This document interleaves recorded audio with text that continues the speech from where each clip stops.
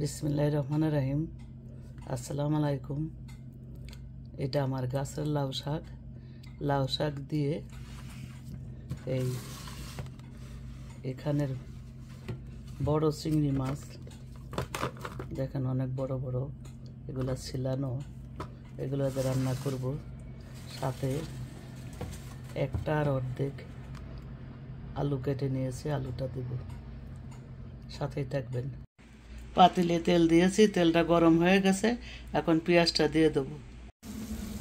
যখন পেঁয়াজটা একটু হালকা সিদ্ধ হয়েছে তখন লবণ দিয়েছি, তাতে পেঁয়াজটা নরম হবে।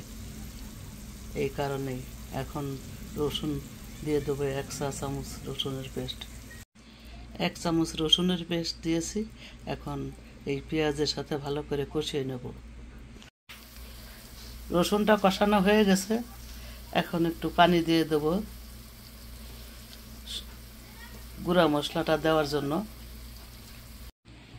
1/2 চামচ হলুদ, 1 চামচ ধনিয়া, 1 চামচ লাল মরিচের গুঁড়া কাশ্মীরি, আর 1/4 চামচ ঝাল মরিচের গুঁড়া নিয়েছি। আর কোনো মশলা দেব না। চিংড়ি মাছটা এই মশলার ভিতরে কষিয়ে নেব।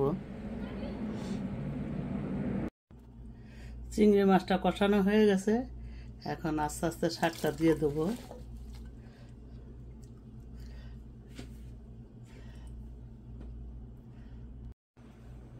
জলের পানিটা দিয়ে দিলাম, কষিয়ে নিয়েছি, আর কষাবো না।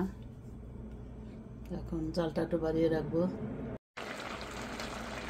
লাউ শাকের তরকারিটা রান্না আমার শেষ। আর ঝোল কমাবো না, একটু পাতলা ঝোলে রাখবো। শাকের তরকারিতে কখনো বেশি মশলা দিবেন না, হালকা মশলা দিবেন, তাহলে খেতে টেস্ট লাগবে, মজা লাগবে। এখন আমি তরকারিটা নামিয়ে নেব। লাউ শাক দিয়ে চিংড়ি মাছের পাতলা ঝোলের তরকারি রেডি। আমি এরকম পাতলা ঝোল খেতে পছন্দ করি। আপনারা মশলা কম দিয়ে রান্না করবেন শাকের তরকারি। আমি শুধু